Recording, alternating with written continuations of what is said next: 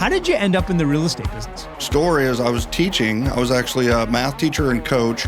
Wait a second. I'm not a math teacher? Yeah, I don't lead with that very often, buddy. You're the one real estate agent that can do math. And even teach it a little bit. But I have to tell you, if you can teach high schoolers math, you can sell anything. Everyone that listening to you now knows what time it is. Friends, we are about to go into a model that is going to change your business. It's party time, MREA style, friends. I love saying that. I'm excited to say it. We're about to do what I think might just be one of the greatest episodes we've ever done. I know I always say that. This show is going to be unbelievable. We are going to be joined today by a world-renowned author. He wrote the book, The 7 Levels of Communication. It is active and available in every English-speaking country, but here's what's cool. He is a real estate agent before he ever picked up the pen and wrote the story. Friends, his team does over 200 transactions every single year, and the only thing they do, they absolutely crush events. I am speaking about none other than Michael Maher. He is Jedi when it comes to creating experiences, and he is going to tell us exactly how to have the most powerful events in the real estate industry. Spoiler alert, I think he does. Sit back and buckle up. This is Michael Maher.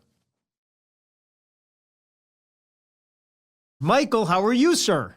Doing awesome, sir. How are you today? I am fantastic. I ask everybody, I'm kind of torn, if I'm honest, because I ask everybody the same question. How did you end up in the greatest industry in the world? With you, I want to ask, but I also want to know how you wrote a book that's written in every English-speaking country, because it's astounding. But let's start with real estate. How did you end up in the real estate business? Yeah, so it's kind of an interesting story. As I was teaching, I was actually a math teacher and coach. And that summer after Wait a second. I'm not a math teacher? Yeah, I don't lead with that very often, buddy. I don't lead with that. You're the one real estate agent that can do math. Well, and even teach it a little bit. But I have to tell you, if you can teach high schoolers math, you can sell anything. That's the truth.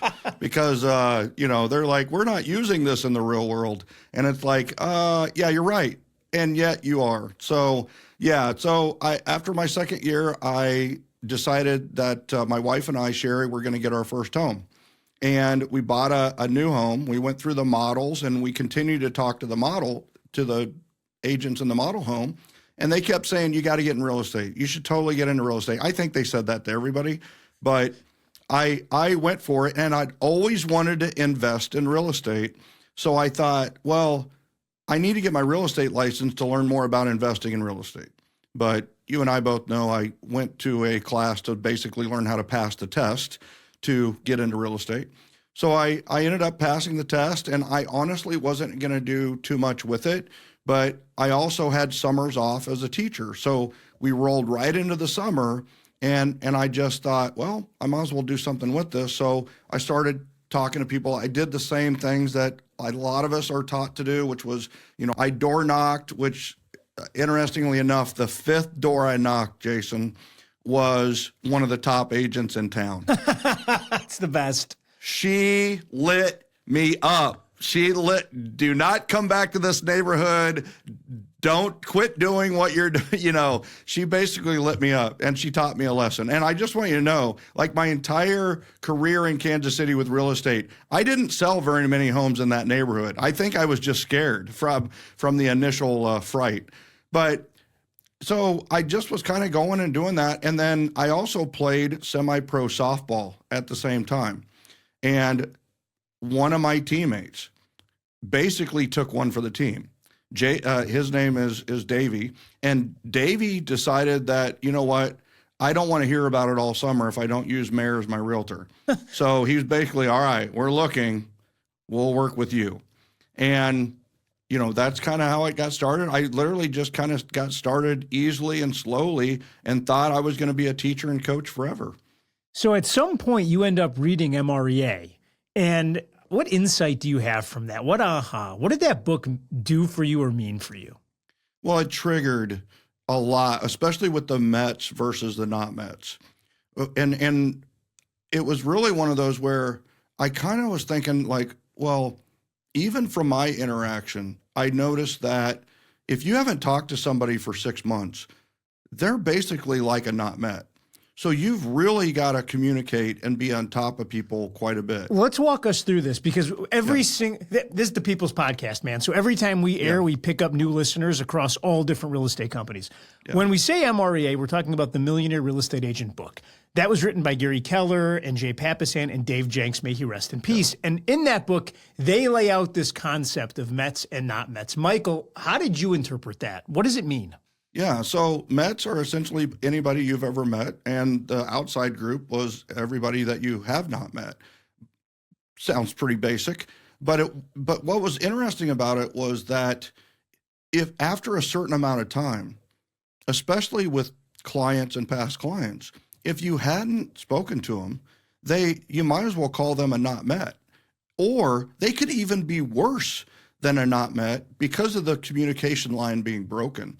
So I'm like, I got to develop a system where I am in constant communication with everyone. And if you kind of boil my success down to like a couple of words, it would be networking and metworking.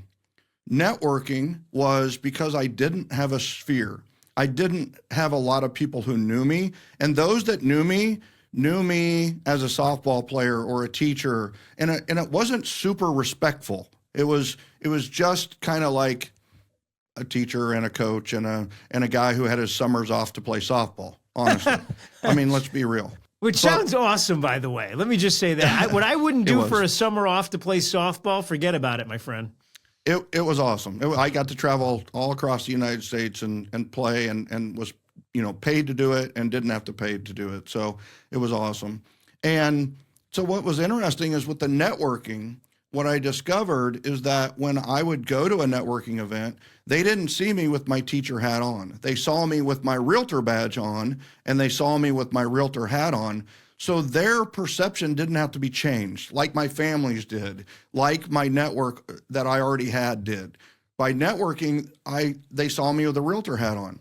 And I got lucky with Davey and Vanessa, and quickly with Davey and Vanessa. Davey was a teammate, and I remember showing homes, Jason, with Davey and Vanessa, praying they would not make an offer. Think about that. Like in real estate, you get paid for closings. I'm literally talking them out of houses when we're showing houses because I didn't know how to write a contract. I didn't know what was next. I didn't go through KW. I didn't start at KW. And so I had been to a couple of team meetings on, business meetings, but I didn't know what was next. So I was scared, like, oh God, I'm about to be exposed as a fraud if they want to write an offer. But I remember talking them out of these homes. And then the third weekend when he went out, we went through a new home subdivision in a brand new school district, just outstanding. All the characteristics were outstanding. And we went through the model home garage, and there was two ladies there, and we're just like, yeah, do you want to go through the homes? And we're saying yes. We got through the third model. The first two, they were like, ooh. The third one, we've all seen it. It's done. The gleam in the eye is there. They're measuring for furniture. They've literally moved in mentally. We went through the fourth model, did not have the same buzz, but the third model was it. We're walking back down the sidewalk, and they're like skipping, like literally skipping. I am behind them sweating because I know the gig is up. The gig is up. We go in through the garage door, and the lady there does what she should. She goes, well, what'd you guys think? Vanessa goes, we loved number 3. All negotiating power right out the window. And right then I was just like, it is up, Michael Maher. And so the lady behind the desk goes, well, do you want me to write it up?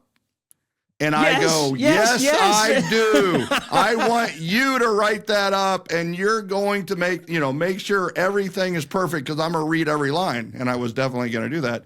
And I just said at the last second, just make sure that we have the right to do inspections. Make sure that's in there. Well, it was a 60-day spec. It was almost finished. And 45 days later, we had the inspections. God bless America. They found something. It was kind of a big deal. the builder fixed it with no problem. I look like a dang hero just for getting that one inspection in. And then we closed a couple of weeks later. And then, Jason, here's the thing. I'm a softball player. For those that don't know what that means, it's code word for get together with your buddies and drink beer. That's what that really is, right? Well, Davey was a buddy from softball. So my next reaction is party at his house. So I had a housewarming party about 45 days after they moved in. And listen, I still think back fondly of that very first housewarming party because the switch clicked for me. It was amazing. It was celebratory, congratulatory. Everybody was so happy. They were happy for Davey and Vanessa. But you know what, Jason? They were also really happy for me. Mm-hmm. They were like, Michael, great job with this. Maher, you rocked it on this one, great job. And there were 38 people at that housewarming party, and I got 11 referrals at the very first housewarming party. 11 referrals from, other softball players. Davey's parents were there. Vanessa's parents were there. I ended up selling their homes in the next year and a half from that party, and 11 referrals from the very first housewarming party. So when you say there's networking, which is I meet somebody and they know I'm a realtor from the beginning, and now there's networking. The party, the event is the networking. It kind of is, right? And I see it as there's three types of events. Well, hang on, because everyone now listening to you now knows what time it is. Friends, we are about to go into a model that is going to change your business. Now, I'm taking all the notes. You don't have to. The notes come out every single Thursday via email. If you don't get them or you're new to the broadcast, head over to MREAnotes.com. That's MREAnotes.com. You will get the PDF, my promise to you. Michael, tell me exactly how to have the most powerful events in the real estate industry. Yeah, I love that. I appreciate that. And I'm on fire for this right now. There's three types of events. There's the I event, the we event, and the they event. And the I event is something we try to avoid. But if you've ever bought drinks for a bar, you've done an I event. You're paying for all of them. Everybody's thanking you, high-fiving you. And a lot of agents try to have I events when they have their events. And I will tie this to networking here in a second. But the I events, we try to avoid those. I try to avoid teaching people from the who is not you is what I keep telling people. The greeter at the event is not you. The planner of the event is not you. The who is not you. Just remember the who is not you. We need people to help us, and we've got people in our sphere that literally would love to help us throw an event. So then we have the we events. A we event is me and sponsor partners, or me and my team and volunteers and sponsor partners. Like, it's a we event. Like, it's our event versus my event. And the best events are we events. We events are also, we have control. So I have control over the invite list. I have control of the venue. And this is maybe the most important thing, I have control of the experience. I am a huge believer. If you had to sum up my philosophy, is I am someone who creates experiences. I create the ultimate buyer experience, I create the ultimate seller experience, and I create the ultimate attendee experience or guest experience at my events. That's what I always am looking to do. So the we events are the ones that I teach the most and I really believe in the most. And then you have the they events. They events are really like the housewarming party. Even though we're kind of helping, the event is really Davey and Vanessa's event. It's their event. It's not for us to sell at. It's not for us to market at. It's for us to celebrate Davey and Vanessa. Well, there's a lot of they events. A networking event is a they event. They're hosting. You're going to it as a guest. You're visiting they events. You're hosting we events. And the important discernment here is that networking are the they events and networking are the we events. And my strategy, if you summed it all up, how did I go from 0 to 187 transactions in 3 years, right? And over 200 for the rest of my career. It was essentially going to they events with the intent on inviting them to my we events. And I would host 3 we events a year. And any they event, any networking I went to, my job is, all right, I've met them. Now I want to do networking, which was so much more powerful than one-to-ones, phone calls, pop buys or anything else, because they got to talk to each other. With events, you get this really powerful synergy of like plus like equals two loves. Someone who likes you meets someone who likes you. Well, what's the first thing they're going to talk about? It's you. They're going to tell you, how do you know Michael? Well, they talk and, oh, Michael's great. And what happens is social proof kicks in. And when they separate after that conversation, they both love you. And also they're more emboldened and more empowered to go out and speak highly of you and refer you because they met each other. And that can only happen at events. So you would get that real synergistic and powerful combination with the we events. So it was really visit they events. And the they events, we need to make sure that people know is that that's any social circle that you have. So if you're a part of the PTA, that's a they event. If you are a Boy Scout leader or troop leader, that's a they event. If you're part of a club, mom's club, whatever it may be, then that's a they event. And Jason, the thing about real estate is that when we're at a they event, how do we market? We're always like, I don't want to be that ultra direct, person who is, pushing real estate in a non-real estate environment. So how do we get to them? How do we get business from these other social circles? I believe the answer is that we invite them to our event. And then when they're in our house, so to speak, then we create this experience for them, and they're won over. They're won over not by me, but by the experience and by meeting other people who are speaking highly of me. This makes all the sense in the world to me, by the way. And what I love is that you're speaking to the agent who is not solicitous. Someone who doesn't want to walk around, meet strangers at random and say, hey, do you know anyone who wants to buy and sell? This feels far more organic. So I got two questions up to this point, Michael, and then I'm going to let you keep going. Yeah. When I go to a they event, which my big aha right now is that they're happening all around me 24 hours a day. And do I have that right? The opportunity is endless. Yes. You tell me my goal there is to go to a they event and then ultimately earn the right to invite them to a we event. How do I do that? I'm so glad you asked, because it's a 3-step process. And what we want to do is we want to initiate the introduction first. So I have, it's in 7 levels of communication, and most of these strategies are. I wish I would have maybe gone into more length on events in 7L, but maybe that's the next book. So the thing is, initiate the introduction is there's 7 steps to connecting with connectors, 7 steps. So if I'm going to a they event, I'm a huge introvert. I'm not going in to meet 200 people. Like, let's Get out of here. Wait a second. Are you really introverted? Because you and I are good friends, and I find I'm fascinated when I listen to you. I never would have guessed that. Yeah, I am a huge introvert. I much rather get energy. I get energy by retreating instead of getting energy through people. And so I developed all of these systems to honestly cover up my own huge fear of rejection and to not socialize with too many people, which sounds crazy. He's talking about events and he's an introvert, but I have to say, if you're an introvert, you have to do events. You have to, because you're not going to socialize enough to maybe have enough conversations either that you create or that others have about you. And the thing is the magic that I kind of caught on to was that, man, it was great getting my extroverts together because they did all the talking to each other. I'm literally, Jason, I was standing at a Royals event, 2,000 people of my people, and I wasn't talking to a soul.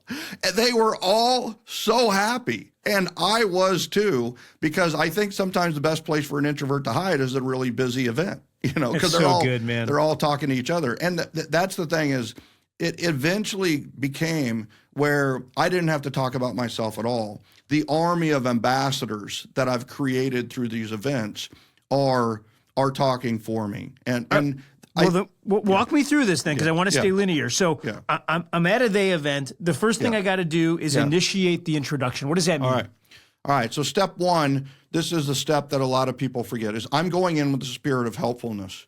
Step one is I'm not going to a networking event with the idea of taking or getting business, which is so counterintuitive, and I believe that it's just not taught enough. I'm going into this group to help. I'm just going there to see what I can do to help. And if I happen to get business, great. And what I've also discovered is if you go in with the spirit of helpfulness, in a lot of cases, you're going to get business from it. So step two is call the membership chair or the person who is in charge, the person, PIC, person in charge of the event. You're going to call them and you're going to say, tell me more about your group. Tell me more about this event. And then here's a magic question. So who's going to be there that you think I should meet? Like, who's somebody that really represents your group well? And they're always going to tell you because they want you to join that group. So it's like they give you a name. Let's call him David, right? All right, great. Tell me a little bit about David. Oh, wow, he sounds awesome. This sounds like a great group already. Well, let's say David's not there. Who are a couple others that I could meet if David's not there? Oh, Cindy and Denise. Okay, so Cindy and Denise, tell me a little about, okay. All right, so just in case those three aren't there, give me a couple more that I can really go for, right? And it's like Jason and Cody, right? And now, right, I am going to go Google those 5, what I consider connectors. She's obviously the membership chair. In this case, I'm thinking of a gal named Dana, right? And she's obviously going to tell us people who are connectors and well represented and probably influential. And so she's literally, out of 200 attendees, told me the 5 people I need to meet. That is brilliant. And I've never heard that. Wow. Well, thank you. I appreciate that. And here's the thing. It was, what is it? Mother is the invention. Is that, what is it? Mother is the necessity. All necessity, right? So I had to do it because I wasn't going to meet all 200 people. So it's like, how do I cut to the chase? I have a D component as well as an I and a C component on my disc. So it's like, I want to make the most amount of money or deliver the most amount of value in the shortest amount of time so that I can get the referrals in the shortest amount of time, right? And so then I'm going to Google those 5 to 6 people. I'm going to go and I'm going to be 15 to 20 minutes early. I'm going to find the person that's in charge, and let's call her Dana because that's who I have in mind. And I'm going to go to Dana and I'm just going to, hey, I'm Michael, and I'm going to be dressed like $1 million. I'm going to represent. And it's like, hey, Dana, I just want to let you know I'm Michael. I called you. And here's the thing. I know you're still getting set up. How can I help? Where can I help? Can I set something up? Can I go put chairs out? Can I move the tables? Whatever you need. It's like, oh, great, thanks. Can you actually help hang that banner, right? So go hang a banner. She also now knows who I am, right? All right, the event gets going. They do their announcements, then it's open networking. Well, then I see one of the 5 connectors. I don't go to the connector, which is super counterintuitive. I'm not going to go direct. And first of all, that can really get awkward, especially if you know, like, kids stuff, and you really did a good job on Facebook and Google, and you know a lot about them. It could just be a little weird. No, I'm going to go to Dana, and I'm going to go, Dana, I just saw that Cody's here. Can you do me a favor and introduce me to Cody?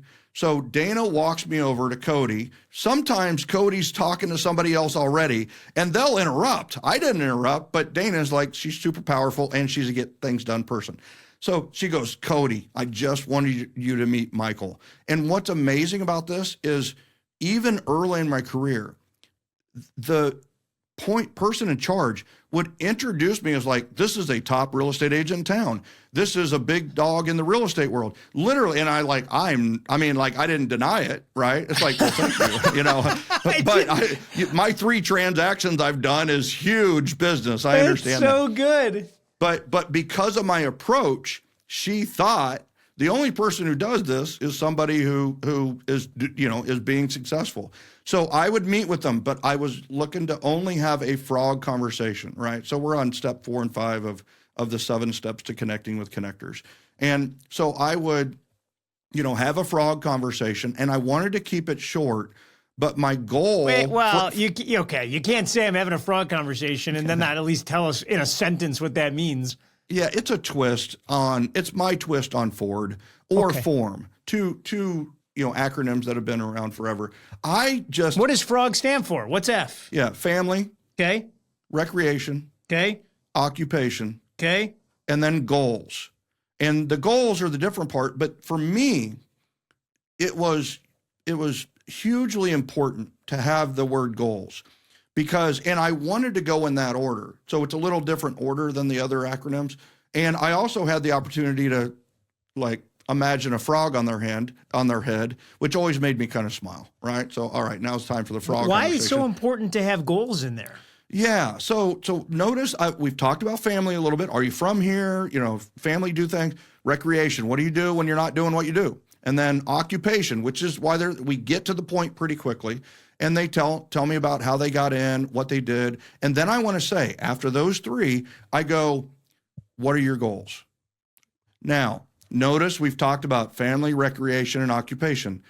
The goal they're going to tell me about is going to be one of those three things. And sometimes they give me a golf goal. Sometimes they give me a family travel goal. Sometimes they give me a sales goal or a business goal. Well, I instantly know which is more important out of FOR because of the goal that they've shared with me. And listen, the powerful thing in life is giving massive value first, like generosity, right? I founded the Generosity Generation. I believe in it wholeheartedly. I believe, a generous one shall be a prosperous one, like it says in Proverbs 11:25. So giving massive value first, but you can't give massive value first without knowing what they value. Like, how do you give value without knowing? And the three things we can help with is conquering a challenge, helping them achieve a dream, or helping them achieve a goal. So when they tell me their goal, I have a power that I didn't have before. I have a power to help them achieve a goal. If I do that, then we're going to build this great reciprocal relationship. And so what are your goals? They tell me their goals. And Jason, this is a powerful kind of next series here that sometimes people get left out. They just think it's chit chat and small talk. But then they tell about their goals and let them talk as long as they need to about it. And then I'm going to stop and I go, hey, you probably feel like this is 20 questions. I've asked you a lot of questions, but I'm genuinely curious. But let me ask you, do you have any questions for me? Now, what was the last question that I asked them? What their goals were. So guess what? If we believe in question reciprocity, which is people tend to, at 80% likelihood, ask the last question to you that you ask them. So what question are they going to ask me? What are your goals? What are your goals? So we need to be ready to answer that. And by the way, wouldn't it be great if we could set up a conversation where somebody else asked us what our goals were? And this does it. Now, we're not manipulating. If it doesn't go there, it doesn't go there. But it goes there quite often. So let's massage it. Let's let it happen. So then they say, what are your goals? And I go, my weekly referral goal is to give 10 referrals and receive 5 referrals. And that is my answer to that question every single time. What are your goals? And I will either answer with referrals, and they'll laugh or whatever it is. And then I'll go, but my weekly referral goal is to give 10 referrals and receive 5 referrals. And then we have a conversation about that, or we don't. But here's what that always leads to. It sounds like we should meet. It sounds like we should have a one-to-one. My goal for this interaction, out of the 5 people, if I like them, and it seems like there's chemistry there, then my goal is to take 5 or 4 of those and put them into one-to-one. I want to put them into a one-to-one, right? So that's my strategy with everyday event, because eventually I'm going to take, let's say all 5 of them agree to a one-to-one. I'm going to have a more thorough and deeper one-to-one with them. And then that kicks in, like, interview the interesting is step 2 of the 3 steps, right, that we talked about, or initiate the introduction. And then we want to interview the interesting. And that's what I'm doing that they don't know, is I'm interviewing them. when we're setting one-to-one, I'm interviewing them to see if they're going to be a fit for my referral network. And if they are, it goes into step 3, which is invite them to my event. Wow. By the way, I'm listening to this and I'm putting myself in the place of the person you're meeting. And this would feel wildly organic and like a natural way to create a powerful friendship. Yeah. Well, I hope so. I mean, and it's all based on love, generosity, and appreciation. So, I mean, I'm not manipulating. I just have a system for attraction. I have a system for moving them closer to me. And that's all. And now here's the thing. I've also interviewed the interesting and found out like that I don't want them to be a part of my network. Yeah, they're not that interesting. Well, yes, and they're a taker. They're super aggressive, and that doesn't fit with my community. My community is built on generosity, love, and appreciation. So it's like and I've made that mistake early in my career. My second housewarming party I actually had with a lender who was super aggressive at the party, and it kind of ruined a little, not totally, but it actually gave it a 9 out of 10 feel instead of a 10 out of 10 feel. All right, well, then let's move. That's actually a great segue because I understand now how I'm going to meet people. I love how purposeful it is, by the way. I have a plan now when I'm going to the day event, and I'm going to get to my one-on-one, and I'm going to invite them then to a we event. How do I start to think about creating this experience? Yeah, well, the first thing is don't do it in 2 or 3 weeks. A lot of people hear, I should do events for my business, and they throw one together. You really need a sweet spot of 7 to 8 weeks for an event. If you tell someone 2 months before an event, they're probably not even going to put it on the calendar. But it seems like if it's next month, if it's 7 or 8 weeks, then you definitely need to, they're definitely going to feel urgent about it. So 7 to 8 weeks seems to be the hot spot.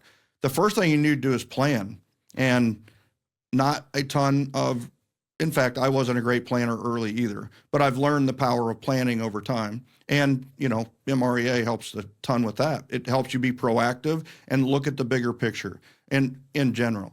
So planning, failing to plan is planning to fail, as one of my mentors said, Zig Ziglar, all the time. And so having a week of planning and going through the 5 sequences of what I call event mastery.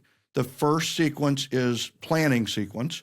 And guess what? We need a planning sequence. Let's talk about who, what, where, when, how much, how many people, and that kind of thing. And then we're going to do the second sequence, which is the invitation sequence. So we're going to begin inviting people and getting people to come. And we need to realize that throughout all of these events, it's not the attendees. It's the power is in the invitation. We say the success is in the planning, and we say that the power is in the invitation because it is. The number one touch, in my opinion, the number one touch to your database, you want to mix the best of the 33 touch or 36 touch and the best of the 8x8 touch. Guess what? I believe it's events. We're going to do 8 touches in 8 weeks to invite them in different ways. And in many cases, it leads to things that are as powerful as all 36 touches, right? And how are we going to do 36 touches? We're going to do 3 events a year, right? So the thing about it is the power is in the invitation, and the invitation is the best touch because by definition, it's attractive. It's attractive. You are inviting, invitar means, in vitals, which is in my heart or in my life, vital signs, right? Invite into my life. So we want to invite them. They're not all going to attend, and we don't want them all to attend. The power is in the invitation. We just had a guy do National Donut Day, 5,000 invitations, 5 different ways, text message, phone call, email, Facebook message.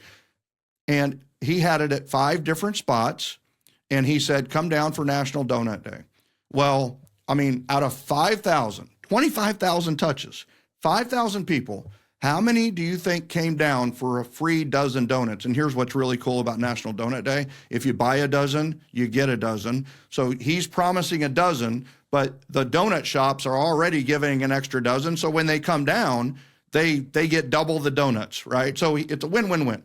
So Out of 5,000 people, Jason, just take a wild guess, right? Not to put you on the spot, but 700, 1,000. Yeah, right. 700, 1,000. And he was ready for that. 12 people. Literally, You're you kidding. can't script it. You can't script it. It's a dozen. A dozen people showed up at 5 different locations to take him up on that offer. Was it cost him 100. Was he crushed emotionally, or did he feel like he won? He won. Now, at first, he was like, well, Maher, only 12. And I go, isn't that great? How much did it cost you? And he's like $150 or something like that. I go, well, you paid too much. We need to talk about that. But here's the other thing. He also had several sponsors who were chipping in, and their logos were all over the invitations and everything else. And I go, all right, but where's the rubber meet the road? How many referrals? Well, I got 22 referrals from people RSVPing. Man, that might be when you do the math, that might be the best ROI. By the way, Michael, if you tell any of your clients, I'm coming to a donut giveaway. I just want to be very clear. I'm coming. I'm with you. I'm right there with you. I remember I never thought of it that way, man. So when you say 8 different touches over 8 weeks, different ways, any secrets to that? Any hacks? It sounds like I'm doing a call, I'm doing a text. What's the cool thing? Yeah, multimodal, right? In 7 levels of communication, I go through the 7 levels of different type of communication. Listen, if you call 8 weeks in a row, you're going to be annoying. But if you email, soft, no picture, just an email. Hey, I just wanted to let you know, save the date, we got an event coming. Then you send a bigger email. Then you do maybe a video and you send that. Then you text them and say, hey, listen, are you getting, do you have a couple minutes? Or are you getting my invitations? And they're like, what invitations? Then you call them and you say, hey, and here's the thing about that is if you called and called and called, you'd be annoying. But if by email a little more, email video, and then you call, what they think instead is, man, like they really want me to come to this event. So it's more thorough, it's more professional. And then you do another series of, email video, and then a text message, and then a phone call, and there's your 8 touches right there. And it doesn't cost you a dime, by the way. And you're doing a multimodal approach, so it doesn't come off as so aggressive or direct. I'll tell you what's interesting to me, I'm thinking it through. And if I'm one of the 5,000 that got 8 of the 20,000 or 25,000 touches, in my mind, the event was successful whether I went or not. I'm just assuming that it happened. And if I have 12 people, I can make a social media post and make it look like the biggest event in the world. That's right. Even if it's just you talking about how great it was and we missed you. And we're kind of talking about the sequences, right? And we've gotten to the planning sequence, invitation sequence. Well, a big one people forget is the confirmation sequence. And is that step 3? That is the 3rd sequence. Okay, absolutely. confirmation sequence. What does that mean? Yeah, and I actually have to give credit. I hired a certified meeting professional when my housewarming parties were getting too big and I was getting too busy. And she was like, well, how many people are going? You're inviting 50, 60 people. And I'm like, well, we're getting 20 to 35 people, about 50%. And she goes, well, you're not confirming. Like people are forgetting about it. People aren't going. It's not like they don't want to go. They've just forgotten. So we started doing a 24-hour and a 1-hour confirmation. And Jason, I'm not even kidding. We went from 90% attendance to over 100 attendance. We literally would have more people who registered and more people attend than actually registered at the event because of the confirmations. So that's the sequence, that invitation sequence and the confirmation sequence actually go kind of coincide. They actually go in parallel. So if I'm going to do the confirmation sequence, then 24 hours prior to the event, what is that, like a text message? Text message. Can't wait to see you, hear all the event details? That's it. And then 1 hour before the event, what am I sending? Text message. Which text says message the same thing. That's right. That's right. Absolutely. Okay. What's the 4th sequence? So the 4th sequence is the event sequence. So what happens at the event? What is their experience from the moment they get there? And we even talk about, like, think about the parking. Think about the walk. Do you need signage to get them to the registration table? Every event should have a registration table because it funnels and filters the energy of the event. So imagine a barbecue. You show up, they park, they walk from 10 different areas to come into the park, there's no energy there. But if they all have to go to a registration table, then you have funneled the energy and taken control of their experience. And so and that's why whenever you go to an event, there's a check-in desk or a registration desk, right? So, and at the registration, you're going to get them all a name badge. You're going to have them write their own name on it. That's a secret that sometimes people they want to do name it. It's like, no, have them write their own name, because then they'll never misspell it, or very rarely, their own name. And then also at that point, we're going to have door prizes displayed. They're going to fill out a door prize entry form so they can win the door prizes. And then they're escorted to the next phase. And if they, if you run it like I want people to run our events, is, we implement the golden ticket strategy.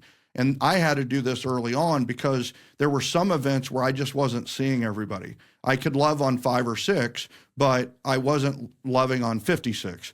Well, if we have 56 people at the party, we're going to come, and let's say it's an ice cream event. Instead of them just going to get the ice cream, they have to come to me to get the golden ticket for the free ice cream. So they come to me, I love on them, not very long, introvert, right? Not very long. There's a line. So, they're not going to be rude to the people behind them. And honestly, all they want is the golden ticket. They don't want me. What? You've become Willy Wonka in that moment. 100%. At the very least, I've attracted them to me, so they actually have to go through me to get what they really want. And so I give them the golden ticket, and they go and give it to the cashier to get their free ice cream, right? And so I meet 56 people in about less than an hour. And then from there, it's mingling and doing whatever experience. 2-hour event. About an hour and a half in, we're going to do door prizes, and we give 5 or 6 great door prizes. I brag on the sponsors at that time, and I endorse the sponsors at that time. And then I say, hey, listen, we're going to be wrapping up in about 20 minutes. Have fun. We love you. We appreciate you. And remember, the reason we can do events like this is because of your referrals. Instead of me spending all this money on advertising and marketing, I'd rather spend it on you. How many of you would rather me spend my money on you than chasing strangers and spending it on advertising?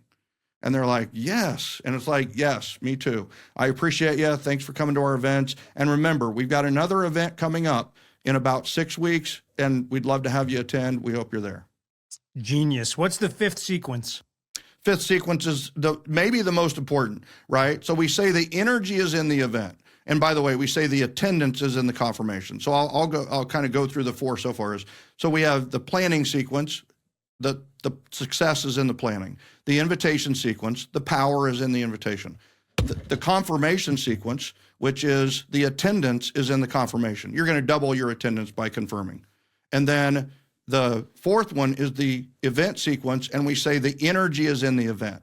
And that's the truth. You're going to spark an energy in your sphere of influence and in the people you know by having an event. It just creates a lot of buzz, creates a lot of conversations. I truly believe it's the best talk about for your business, because more people are going to talk about it, and they're going to talk about you by you having an event. And then, boom, the follow-up sequence. And the fortune is in the follow-up, indeed.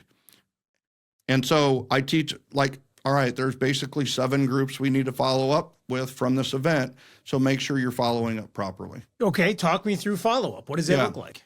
Yeah, so the first group of people we need to follow up, and I'm thinking concentric circles here. Who's the closest? And then we go to who's the farthest away. So the closest are your support staff and the people who had the event. Helped you host the event. So thank your volunteers, thank your sponsors, thank your charity partner, thank those that are the closest circle to you. And then we have what I call the number 1 person. Who is the person other than you that contributed the most to the event's success? And then I say, drop a nuclear bomb of awesomeness on that person. Give them a dream date, give them a great dinner, give them a spa day, drop a nuclear bomb of awesomeness to say thank you to that person. And what's interesting to me is, Jason, I've taught event mastery for about 7 years now. And that person, you would think that person would be a team member or whatever it may be. But it's amazing to me that it's been everyone from a unpaid volunteer from the sphere to their director of operations, to a sponsor, to a charity partner, to literally somebody who wasn't even a part of that, but jumped in to help and made the event even more successful. So love that. So that's kind of the first group. And then your second group is the referrals. And you know, you're going to get a lot of referrals at an event because, that's what we teach, documented referrals from events. And so what does that look like when you say documented referral from an event? Like, because I've had events and I walk out, I've had a great time. I spent a bunch of money. I got nothing. How do you get a referral? Well, so there's 3 referral systems that I teach. So one is the RSVP ASAP system, which is the reason for an invitation is to get an RSVP. So, and some people don't even have people RSVP at their events. I think that's a huge mistake. We need to have them register, and it's for safety too. You really need to filter people anymore, unfortunately. But have them RSVP, and on the RSVP, you want to make sure you get their mobile, first of all, if you don't have it. I believe that the most important data is a person's first name and their mobile phone. From there, you can conquer the world or create a great relationship. And then you can also ask referral-based, like, what are the questions you'd love to ask the people in your sphere? Like, wouldn't you love to ask them for referrals, but you may not because you feel like it's going to be awkward? Yes. That was me, right? Huge fear of rejection. So guess what? I ask them on a form when they RSVP. So they RSVP, they put their name, their mobile, and then one of the questions might be, are you going to be doing anything real estate-wise in the next 6 months? And they say yes or no, and nobody cares what they say, right? I mean, it's like yes or no, and they write it in or whatever it may be. Then I truly believe maybe the biggest one is that door prize, the door prize form, right? So they're going to fill out the door prize entry form. And this is an opportunity, once again, is on that form, it says, out of all the people you know, who is the next person who will be buying, selling, or investing in investing in real estate? Question. And then it has 3 blanks for them to put names, right? It also has blanks for our sponsor partners.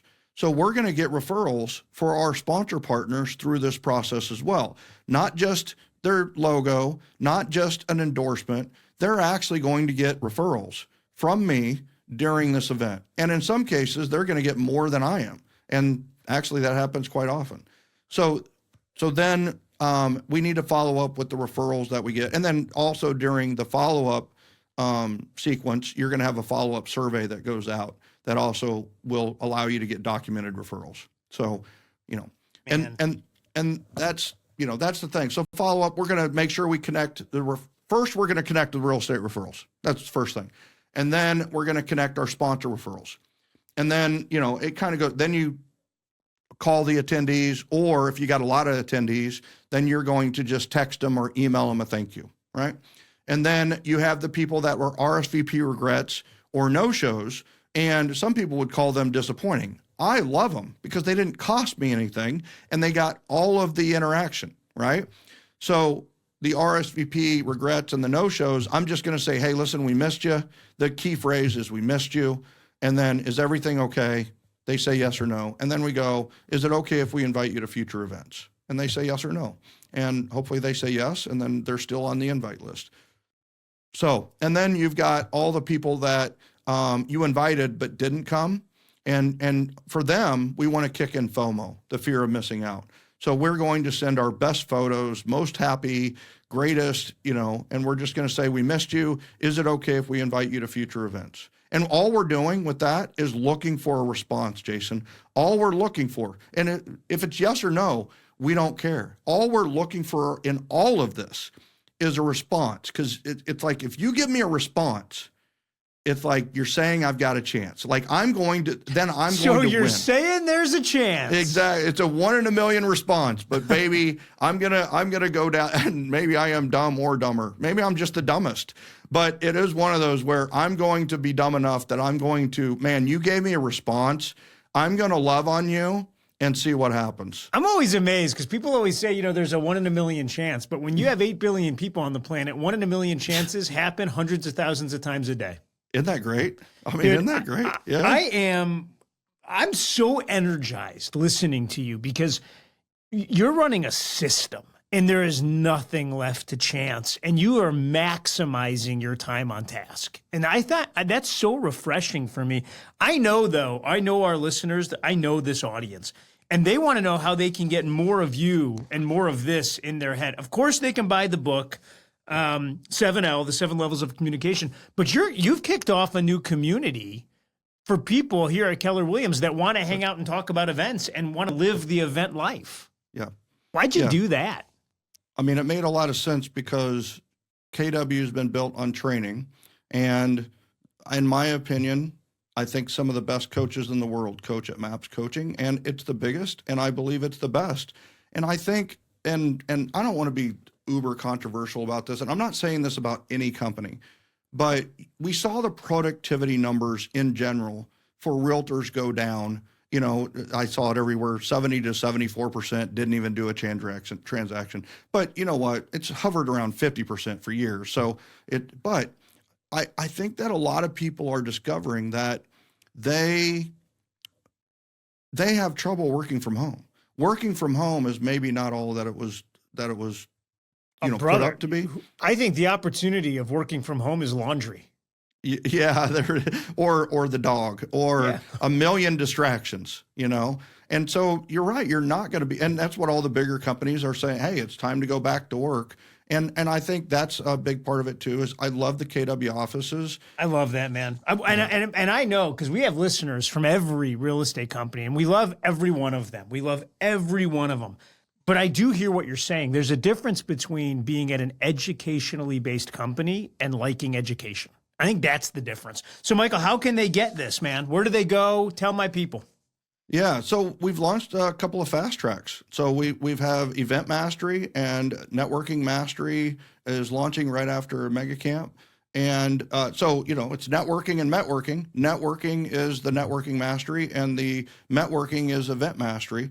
So those are coming out, and I'm very excited about that, and looking forward to the Referral Mastery Academy and KW Referral Masters as a community. And if you want to be a referral master, we want to group together. But not only is it about getting referrals, it's also about building a community where we're exchanging referrals and learning better about agent-to-agent referrals. So it's consumer referrals, of course. That's the main crux.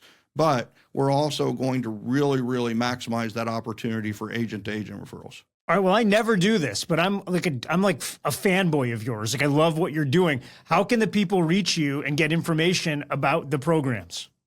Well, thank you. You can either email me at michael@kw.com, or you can contact me at Referco, michael@referco.com. You can always check us out at the MAPS Coaching Fast Track website.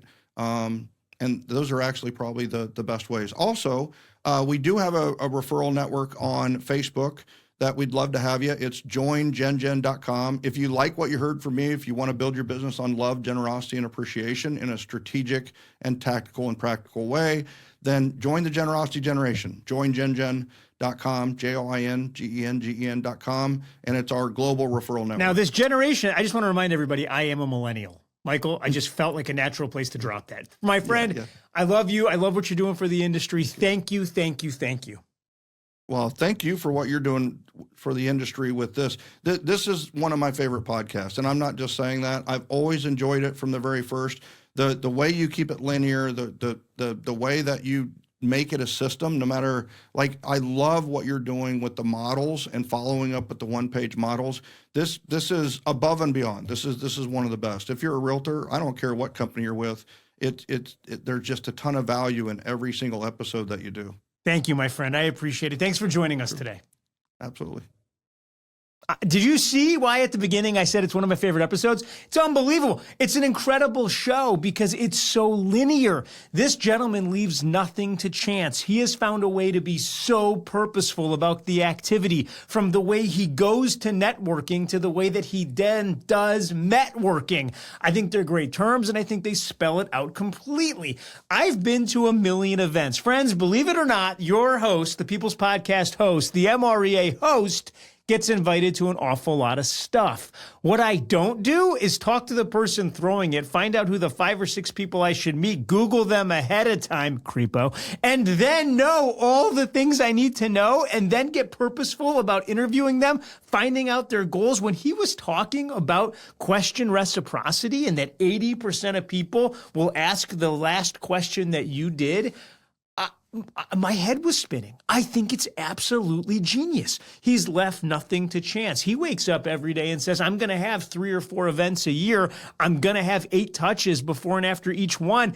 And that's what my touch program is. Talk about brilliant. The simplicity of what he's running, the fact that there's nothing left to chance, and the fact that he can articulate every single step of the process is what makes Michael Maher.